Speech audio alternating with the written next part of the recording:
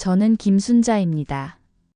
올해 60을 바라보는 나이에 이런 이야기를 털어놓는다는 게 참 부끄럽기도 하고 두렵기도 합니다만, 그래도 누군가에게는 말해야겠다는 생각이 들어서 이렇게 용기를 내봅니다.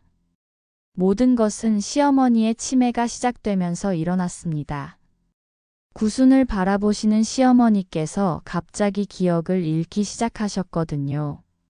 처음에는 이상하네 하며 넘겼는데 점점 심해지시더라고요. 밤낮이 바뀌시고 저를 며느리로 알아보지도 못하시고 급기야는 집안에서 길을 잃으셨어요.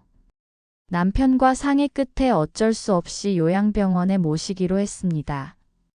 그런데 남편이란 사람이 참 야속하게도 당신이 알아서 해 하며 모든 걸 저에게 맡기고는 회사 일이 바쁘다며 발을 빼더라고요. 아들놈도 마찬가지였어요. 엄마가 할머니 좀 잘 챙겨드려 하고는 자기 일 핑계로 얼굴도 잘 안 보이고요. 그래서 제가 매일같이 병원을 오가게 됐습니다.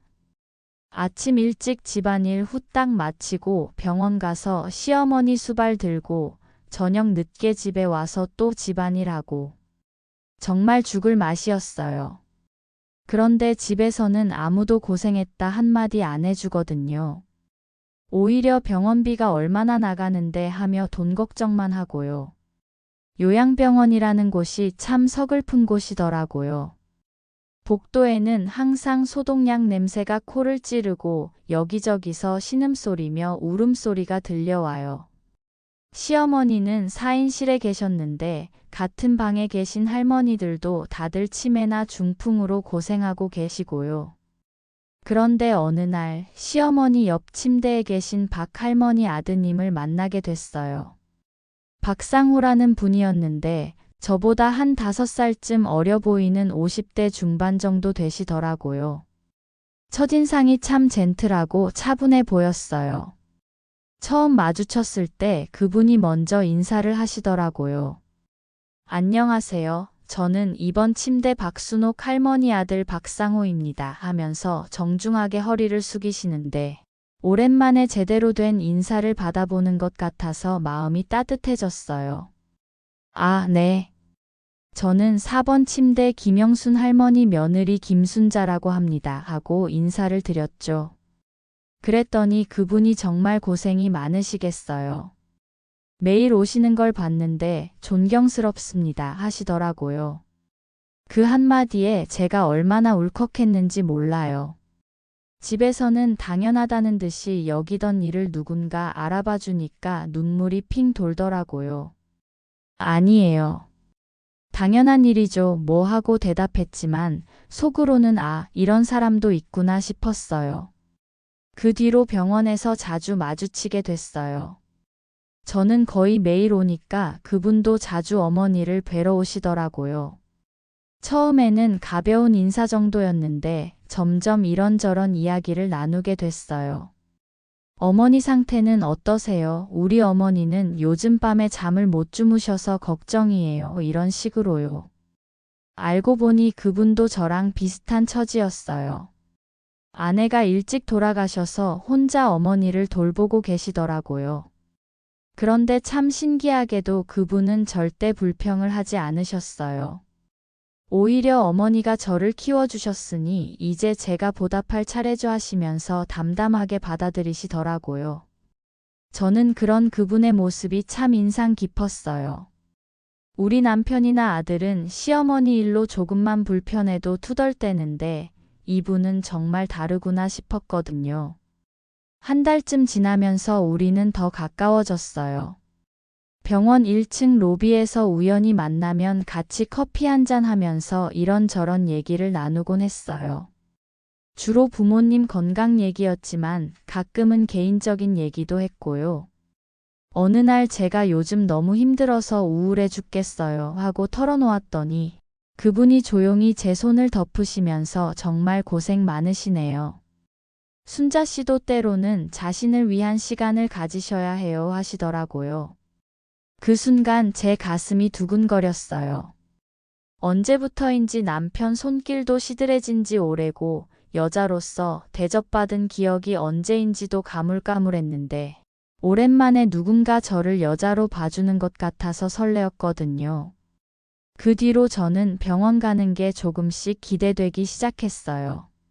물론 시어머니 간병이 목적이긴 했지만 혹시 상호 씨를 만날 수 있을까 하는 마음도 있었던 것 같아요.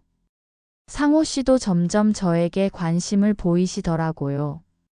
어느 날은 이거 먹어보세요 하면서 예쁜 포장지에 쌓인 양갱을 주시기도 하고 또 어느 날은 이 차가 피로 회복에 좋대요 하면서 한방차를 권해주시기도 하고요. 그런 작은 배려들이 제게는 너무나 소중했어요. 집에서는 누가 저를 챙겨주나요? 오히려 제가 모든 걸 챙겨줘야 하는데 이렇게 누군가 저를 배려해주니까 마음이 한없이 따뜻해지더라고요. 그런데 시어머니는 상태가 점점 나빠지고 계셨어요. 저를 알아보지도 못하시고 가끔은 여기가 어디야, 집에 가자 하시면서 울기도 하시고요. 보는 제 마음도 아팠지만 그럴 때마다 상호 씨가 위로해 주셨어요. 어머니도 많이 힘드시겠지만 순자 씨가 더 힘드실 것 같아요. 정말 대단하세요. 이런 식으로요.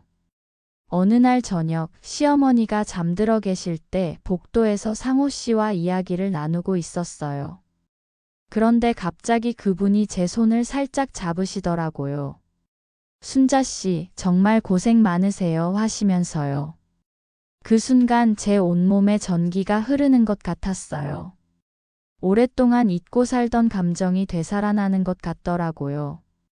저도 모르게 얼굴이 빨개졌고요. 그런데 바로 그때였어요. 시어머니가 갑자기 저기 뭐 하는 거야 하시면서 우리를 바라보시는 거예요. 깜짝 놀라서 손을 뽑았는데 시어머니 눈빛이 순간 너무 날카로워서 소름이 돋더라고요. 하지만 곧이어 시어머니는 다시 멍한 표정으로 여기가 어디지 하시면서 치매 증세를 보이셨어요. 아마 순간적인 착각이셨나 보다 하고 넘어갔죠. 그 일이 있고 나서부터 저와 상호 씨 사이에는 뭔가 미묘한 기류가 흐르기 시작했어요. 서로 의식하게 됐다고 해야 할까요? 눈이 마주치면 괜히 부끄러워지고 말을 할 때도 예전처럼 자연스럽지 않고요. 어느 날 상호 씨가 순자 씨, 잠깐 밖에서 커피 한잔 할까요? 하시더라고요. 병원 근처에 작은 카페가 있었거든요. 처음에는 이러면 안 되는데 싶었어요. 저는 유부녀이고 비록 상호 씨가 호라비시라지만 이런 식으로 만나는 건 옳지 않다는 생각이 들더라고요. 하지만 한편으로는 너무나 가고 싶었어요. 오랫동안 갈구했던 관심과 배려를 받을 수 있는 시간이니까요. 결국 따라 나섰어요. 카페는 조용하고 아늑했어요. 창가 자리에 앉아서 커피를 마시면서 이런저런 얘기를 나눴는데 그때까지만 해도 건전한 대화였어요. 그런데 상호 씨가 갑자기 진지한 표정으로 순자 씨, 집에서 행복하세요? 하고 물으시더라고요. 순간 대답이 막혔어요. 행복하냐고 묻는다면 솔직히 아니요 라고 할 수밖에 없었거든요. 남편은 저를 당연하게 여기고 아들은 관심이 없고 매일 시어머니 간병에 지쳐가는데 행복할 리가 없죠. 글쎄요, 그냥 사는 거죠 뭐 하고 대답했더니 상호 씨가 안타까운 표정으로 순자 씨도 행복할 권리가 있어요. 이렇게 희생만 하면서 살 필요는 없어요 하시더라고요. 그 말이 제 가슴을 깊이 찔렀어요. 평생을 남편과 시어머니, 아들을 위해서만 살아왔는데 정작 저를 위한 시간은 없었거든요. 그날 이후로 우리는 일주일에 한두 번씩 그 카페에서 만나게 됐어요. 처음에는 그냥 이야기만 나누는 사이였는데 점점 마음이 가까워지더라고요. 상호 씨는 정말 저를 잘 이해해 주셨어요. 제가 어떤 어려움을 겪고 있는지, 얼마나 외로운지 다 알아주시더라고요. 그리고 저를 한 사람의 여자로 존중해 주셨고요. 순자 씨는 정말 아름다워요. 그런데 너무 자신을 학대하고 계세요. 순자 씨도 이제 자신을 위해 살아야 해요. 이런 말들을 들을 때마다 제 마음이 흔들렸어요. 남편에게서는 한 번도 들어본 적 없는 말들이었거든요. 그러던 어느 날 정말 돌이킬 수 없는 일이 벌어졌어요. 카페에서 이야기를 나누다가 상호 씨가 제 손을 잡으시더니 순자 씨, 저는 정말 당신을 사랑해요 하고 고백하시는 거예요. 제 머리는 안 된다. 이건 잘못된 일이다 하고 외쳤지만 마음은 이미 상호 씨에게 기울어 있었어요. 오랫동안 메말랐던 가슴에 단비가 내리는 것 같았거든요. 결국 저도요, 상호 씨하고 고백했어요.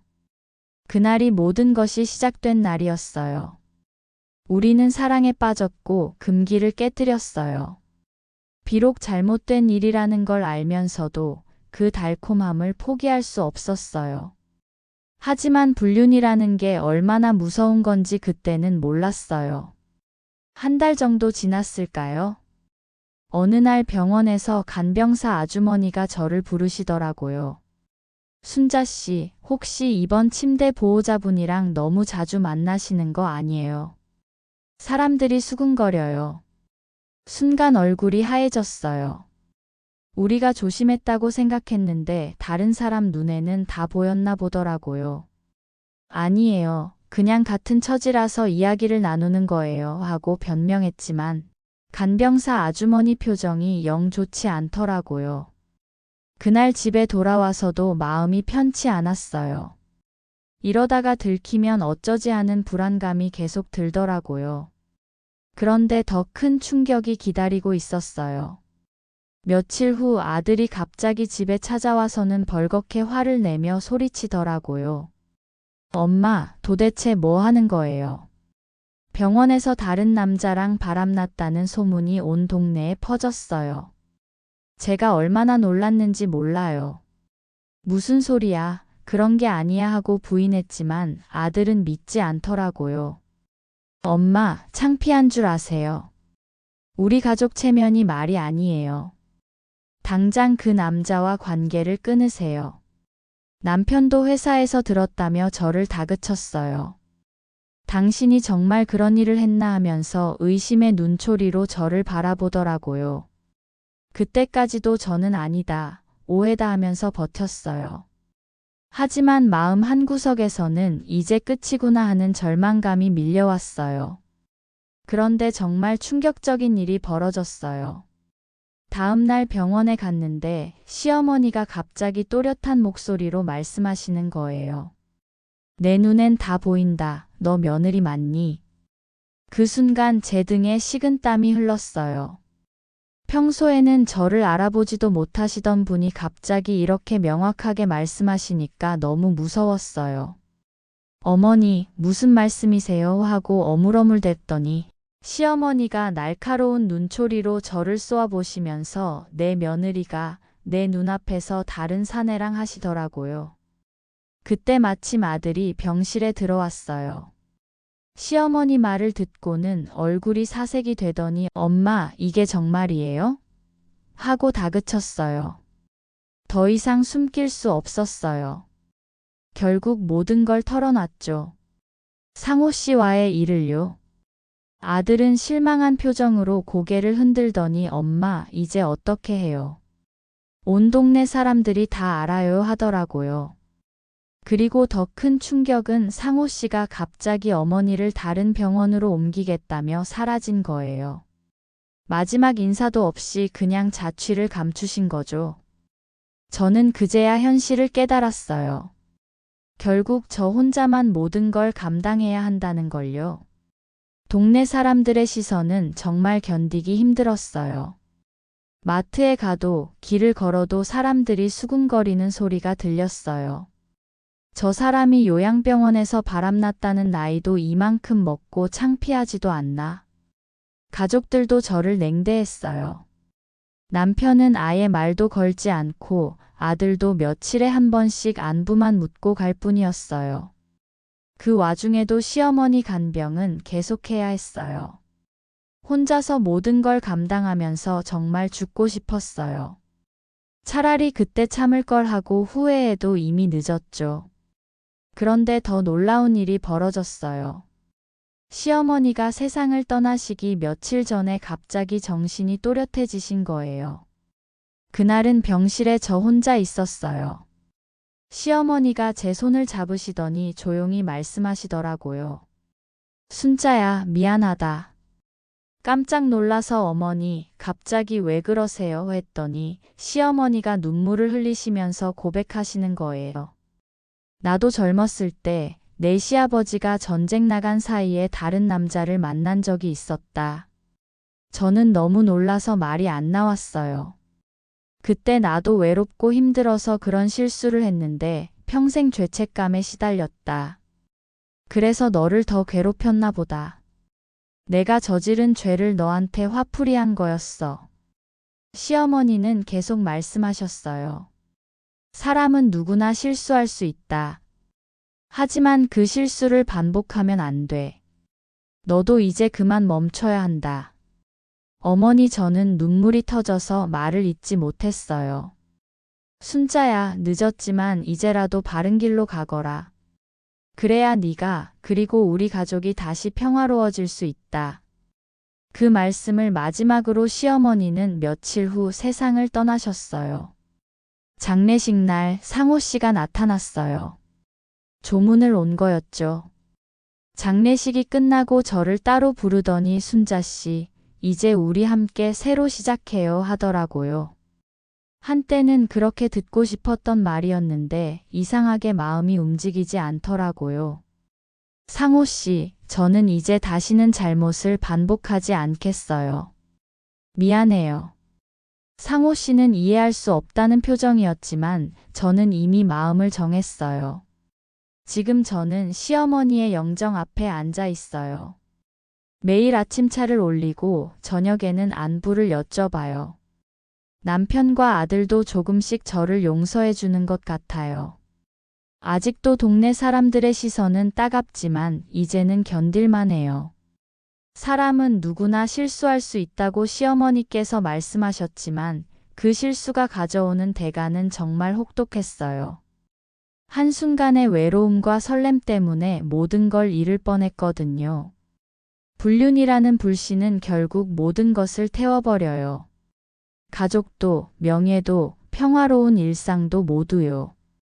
저는 다행히 시어머니의 마지막 당부 덕분에 돌이킬 수 있었지만 만약 그 말씀이 없었다면 지금쯤 어떻게 됐을까 생각하면 아찔해요.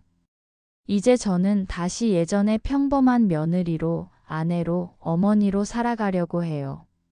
비록 화려하지는 않지만 떳떳하고 평화로운 삶을 살고 싶어요. 여러분도 만약 외로움이나 서러움 때문에 잘못된 유혹을 받으신다면 제 이야기를 꼭 기억해 주세요. 그 순간의 달콤함이 평생의 고통으로 바뀔 수 있다는 걸요. 사람은 늦게라도 죄를 깨닫고 멈출 수 있습니다. 하지만 그 전에 미리 막는 것이 더 현명하겠죠. 불륜의 불씨는 한번 붙으면 모든 것을 태워버리니까요. 지금 이 순간도 시어머니께서 저를 지켜보고 계실 것 같아요. 그래서 더욱 바르게 살아야겠다는 다짐을 해봅니다. 저의 부끄러운 이야기가 누군가에게는 교훈이 되었으면 좋겠어요. 그래서 같은 실수를 반복하지 않았으면 하는 마음으로 이 이야기를 털어놓았습니다. 긴 이야기 들어주셔서 감사합니다.